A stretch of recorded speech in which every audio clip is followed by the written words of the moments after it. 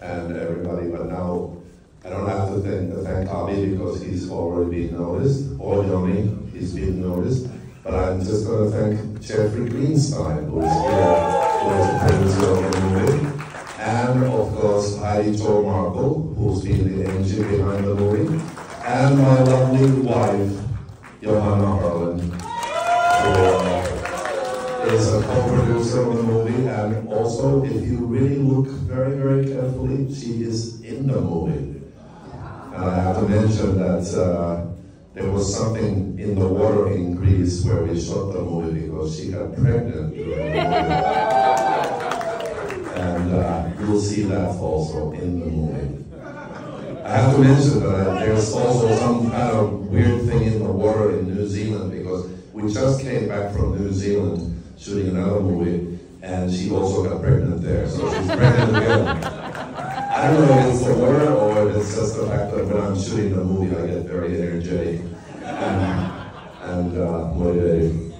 But great to be here. Love the Popcorn Fest. Love Mark and these guys. They're doing a great job. We've been talking for years about doing something together, and now coincidentally we live in Miami, and it was a natural to come here and share this movie with you. Just to make it very short, you know, this is a movie that Jeffrey and Yoni and Avi and Heidi Jo at Millennium developed for 8 or 10 years from a novel by Noah Boyd.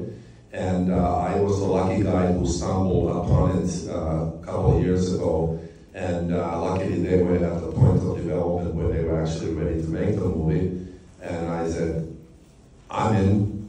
And my whole point in making this movie was to make a kind of a movie that I fell in love with when I was growing up. And the kind of movies that I made in the late 80s and early 90s, which is kind of real, raw action movies that have no digital effects, no digital doubles, no digital cars. All the action you see is for real, and you know, it's stunt guys and actors and people really doing their craft for real in front of the camera, and that's the kind of movies I grew up with, and that's the kind of movies I love. And it's nothing to take away from the today's, you know, movies where a lot of money and effort is spent on the digital effects, but I feel like the audience can tell the difference when, like, the guy really gets hurt, or when it's like somebody weightlessly flying through the air. What do you guys think? Yeah. Okay. And you're screening it in a theater that's been around since all those films have come out. This is actually, this theater is so old, it's been around longer than my movies. So it's amazing. And exactly. And I know actors always say, like every action star ever who's made an interview said, like, I did all my stunts myself. Well, yeah, to a certain extent. I've seen it, I've been there. But about this movie, I can say with my hand on my heart that Aaron Eckhart, who we were lucky to get for this movie, because it's not like action stars are born every day and there's another Keanu Reeves just waiting in the wings like, when do I get to make an action movie? It's very hard to find somebody who has the intellect and the talent and the frame to do something like that. And we were very lucky to get Aaron, and he was a great dramatic actor, and he also turned out to be somebody who trained for months for this movie. And I can say with my hand on my heart that everything you see in this movie, whether he's driving or fighting, it's him. And look carefully, you will never see a stuntman in his place. He trained these things, and we had stuntmen, but he did the sequences better than the stuntmen. So it's all him. And so when you see him do it, feel free to yell or applaud or whatever you want to do during the movie if you feel like he's doing a good job. And for me, I really made this movie for myself. I wanted to make a movie that I fell in love with when I was a kid. And I hope you feel the same way when you see this movie. Thank you.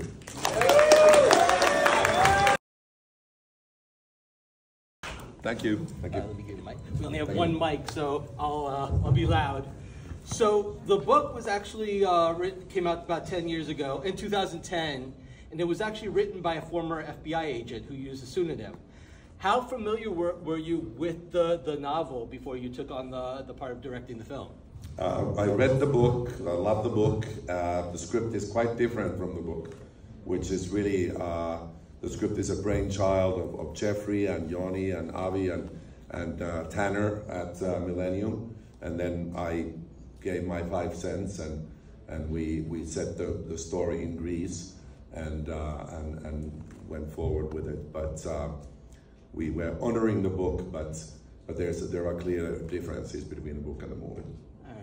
I know we have plenty of the producers here from the film, but I know Gerard Butler was also a producer on the film. Before Aaron Eckhart came about, was Gerard gonna play the main role in the film? That I know nothing about. There's smarter people here who can answer that question, but yes and then no. yes and then no. When I got involved, Jerry, bless his heart, he was not involved at that point. Aaron was terrific. He makes he's a great, as you mentioned before, he's a great dramatic actor. He's a great action actor as well. When it came to casting his partner, Nina, how did she get involved with the film? Well, we just wanted to find a really strong, intelligent, young, idealistic woman. The whole idea was that this was Vale 20 years ago, and now Nina is her role is to be that wide-eyed, idealistic person, which America is full of people like that, and some of them succeed, some of them don't, some of them burn out. It's a very tough system, and really Vale, Aaron's character, he feels after their certain animosity in the beginning, the idea is that he feels like he wants to take her under his wings and teach her the ropes, protect her, and ultimately give her a choice to either follow this path or realize that it's not for her. Obviously, she chooses the latter one. But what I wanted to say about Aaron, really, now this is the first time for me seeing the movie finished on the big screen with an audience. And you were talking about Aaron, and I really, like I said, I wanted to honor those 70s action movies, and I don't know how familiar you guys are with those, but if you think of like Steve McQueen and Clint Eastwood in the 70s movies, like Bullet and Dirty Harry and Getaway and so on, it's like I really feel like Aaron has a lot of those qualities. But this film was also so fun. It had so much humor in it. How much of this jest that was on screen was in the script, and how much of it was just ad-lib as you were shooting it? No, I have to give credit, a lot of credit to the writers and Tanner especially at Millennium, who really was working hard on the final draft. A lot of the humor comes from there, and then we try to embellish it as we were shooting, and as the relationship between Aaron and Nina was developing. A lot of that stuff was coming from just their banter between them. And like Don Siegel, the great 70s action director, said, we are here just to entertain, and we just want you to have fun with the movie. That's what we try to do. You mentioned that your wife was in the film. But you also have another family member in this movie as well. So, is it true that the dog is yours? Yes. That was adorable. I wish I had mentioned that. Yeah, Meal, the little dog, is our dog, and I had a little bit of a hand wrestling match with Nina actually, because Nina's dog always goes everywhere with her. And Nina said, like, can Maverick play the dog? And I'm like, no, Mia will play the dog. And Nina tried to pull a little star move there, but I've said, I am the director. So I have final word when it comes to casting. Did you think Mia did a good job as the dog? Thank you. In your career, you have played with many genres, but you're most well known for your action films. what draws you back to making action films, and what drew you to this particular story? I grew up watching action films. I love action movies more than anything. And I've kind of veered off and on doing horror films and different kinds of stories, like I think everybody should. Sometimes more successfully, sometimes less successfully. But this was really a great homecoming for me, and I have to thank Avi Lerner and Jeff Greenstein and Jonathan Younger for the fact that they, being old friends, they recognized me still when I came back, actually after 6 years in China. I don't know if any of you saw a movie with Jackie Chan that I made called Skip Trace. Johnny Knoxville. Yeah, and Johnny Knoxville. And I made actually 3 movies in China and lived there for 6 years. And then thank God COVID happened, so I got out of there. And no, it was a great time, but you know, one thing led to another. And I came back, and then Avi and these guys welcomed me with open arms and gave me a chance to do this dream movie, which really turned out to be a fantastic homecoming for me and really a return to the genre that I love so much. Since you're here and we have you here, I'm just so fascinated about your visual approach to designing these action sequences that are so complicated, I'm assuming, but you make them so effortless. What is your strategy? Do you storyboard? Do you just go on site and you're just freestyling it? How do you visualize this? I actually, when I'm reading the script, I see it as a movie in my head. If I'm looking at a scene and I'm turning the page back and forth, I can rewind and forward the film in my head. So it comes very easily to me. So yes, I do storyboard, I shot list, I plan every shot beforehand. So before we start shooting, I hand out everybody a book that is at least as thick as the script, and it has every shot of the movie already in it. And then everybody in the crew and cast and everybody knows what we are going to do. And most of the time I try to storyboard everything as well, if we have the time. But all the shots are in my head, and it's you know, I can't thank anybody but, you know, the creator for giving me that I just see the pictures, and for better or worse, they are in my head, and then I just try to communicate them to the crew, and they help me make them happen. As we track your career in action film, it seems with every next film you always try to challenge yourself, do something different, push yourself more. What did you try to do different with this film that's different from your past films? I maybe just maturing myself. I try to concentrate on the characters more than before, and the emotion between the characters and their backstories. And we try to create a very complex story. Hopefully, it's not too complex.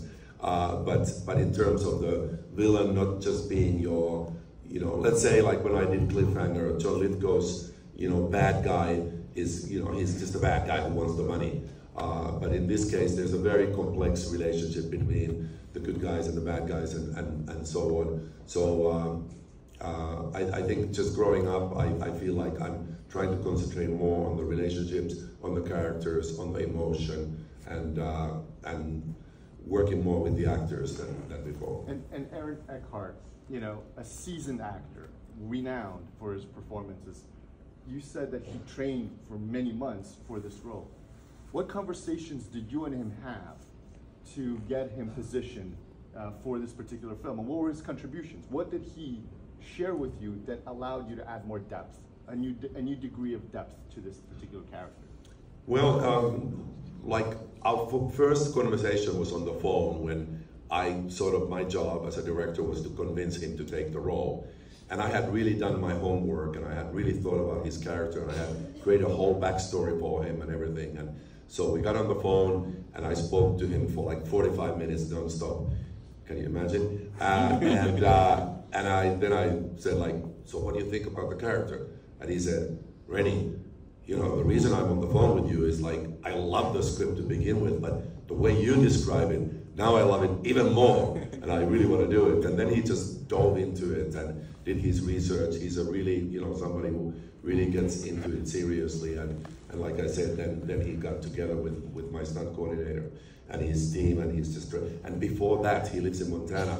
he got a boxing coach, and he worked with the boxing coach for 3 months, and he didn't want to be like a, you know, like a martial arts guy. He just wanted to be like a really great boxer. So they worked for 3 months for like 8 hours a day, and he just wanted to move in a very natural way and know what he was doing, and it was just a great collaboration. We became really, really good friends, and we actually just completed another movie in New Zealand, Really? plan to do more in the future. So we have like a love fest romance going on. Well, a question I have is, location is always a character in the film. What was it like shooting in Greece? I mean, Greece looks absolutely beautiful, no matter where the location is in your film. Yeah, it was great, and this is one of the rare opportunities. Somebody was like asking me about like how is it to make movies in Hollywood, and I said last time I shot a movie in Los Angeles was in 1989, and I've done about 27 movies after that, and they're all, you know, most of them are considered Hollywood movies. Was that Elm Street 4, by the way? No, that was actually Die Hard 2. Oh, all right. And mostly shot all over the place, but also in Hollywood. And so nowadays it's so rare to actually shoot a movie in the actual place where it takes place. So in this case, we decided beforehand, as we were developing the script, we said, let's go and shoot this in Greece, and let's set the story in Greece, which it wasn't originally. It was actually I think it was set up in Berlin. So we said, let's do it in Greece, and then we wrote it to take place there, and I loved it there. And with my cinematographer, our whole approach to the movie was like, let's make it look like it's really warm and beautiful in Greece. Like everything is beautiful, even if it's gritty and dirty, and even if it's a train factory, it's still kind of beautiful, and it's always warm. So that was our kind of one motto for the whole movie. Audience, do you have questions? Yes, all the way in the back. Where was your wife in the movie? She was the murdered wife of Victor Rennick, the pregnant murdered wife. I had her slaughtered. Tell it all the blood. Less blood next time. We couldn't really see. Okay, yes. Less blood, you're telling to an action director. Great job. Great job. Yes, thank you. Yes, go ahead. What is your expectation and coming to the department of character actors? I mean, we got Bill Sadler and Die Hard 2, Brian Cox and Long Kiss Goodnight, and now Clifton Collins Jr. and Tim like Nelson in this. What do you love about the character actors? I think it's an incredible privilege for a director to be able to work with character actors and cast them in your movies, and like for example, you mentioned your knowledge is great, and I appreciate it and thank you, but you didn't mention John Lithgow in Cliffhanger. Like, nobody had seen John Lithgow in that kind of a role when I cast him in Cliffhanger, and I'm always looking for, you know, somebody interesting, and like, let's go back to Deep Blue Sea with Thomas Jane. Thomas Jane was like an indie art guy, and then I cast him in Deep Blue Sea and said, if you train for 6 months and build some muscles and look a little more handsome, you'll be awesome in this movie, and I'll cast you. So I'm always looking for the character actor to cross over, whether it's a hero or a villain or whatever character, but it's to me, that's the richness of being able to find interesting actors to play roles that people wouldn't expect them to play normally. Any other questions from the audience? Yes, go ahead. Will there be a director's cut for this movie anytime soon? For 4K or Blu-ray? Well, the movie is just coming out in 2 days, so it's maybe a little early, but there is definitely a version that is longer and has more things. So we'll talk to Avi and see if we can make it happen in the next few months or you know, a year or so. I did have one question, even though my brother kind of interrupted me there. That said, I noticed that both movies, this one including The Gunman, were both based on books. But that one scene for the explosion, I was like, that made me think a similar scene, but not. But overall, it was different because you had different actors. I've noticed that. And like, what was it like making a movie that was based on a book? Well, you know, having a book, having a popular book that people like and that has a good story and interesting characters, of course it helps. But in this case, we really veered quite far away from the book for various reasons that I kind of put the book aside, and then the script became my Bible. So it didn't really affect me, whether it was negatively or positively. It didn't really, I just kind of forgot about the book at a certain point, and the script was what I was following. I also want to take a moment and bring up Clifton Collins Jr., who's always great. I've been a fan of his since 187. If you've ever seen 187, just a great actor, and it was great having him. And like you said, his character was a very complex character. He wasn't necessarily a bad person. He just would, you know, things happen that, you know, made him do certain things. Certain things that are bad. Certain things that are bad. Well, but that's, you know. And what was it like? How did you cast him for the role? Well, obviously you didn't know that he was in my movie Mindhunters. Is there anybody here who has seen Mindhunters? LL Cool J, Val Kilmer. Crickets. Okay, great. Yes, I found Clifton for Mindhunters years and years and years ago, and we became great friends. And ever since, we've been looking for, you know, something to work on together. And he's just a great friend, a great guy, great actor. So it was, for me, it was just a natural, like, oh my God, this is a great role for Clifton, and he read it and he said, yeah, let's go for it. So we had a lot of fun kind of developing his character and how he looks and what he wears and all that stuff. One last question from the audience. Yeah. I'm going to give you one. Okay. Could you give us one hilarious, fantastic, or terrifying, or wonderful story behind the scenes in Greece?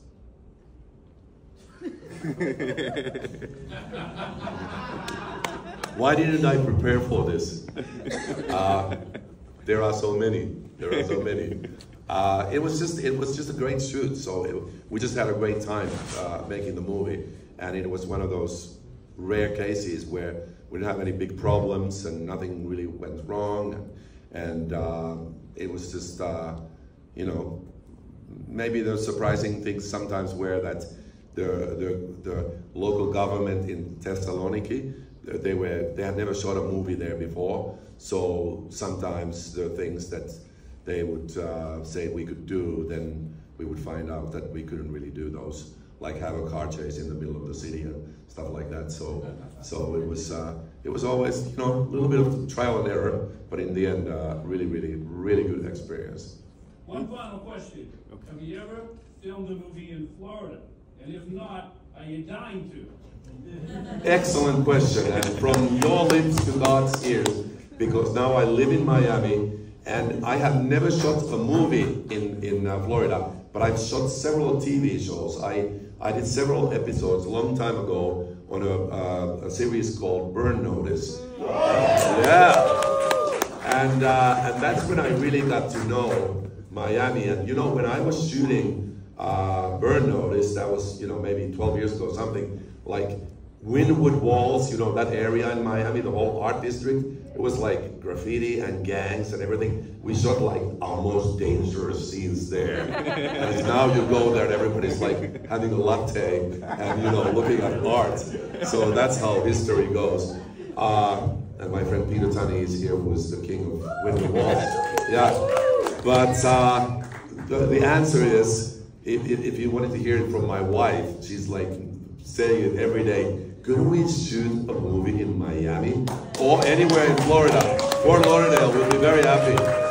But that would be the dream, because we love living here. When we got married, we met because of COVID 3 years ago. We got married, then we had to find a place to live. I said, I'm never gonna live in LA anymore, I'm so sick of it. And then we said, where should we live in America? And we both said, Florida, Miami, best place on earth. And we've been so happy ever since. But we just want to shoot a movie so we don't have to leave again. Yeah. Thank you so much. Thank you very much. Thank you, everybody.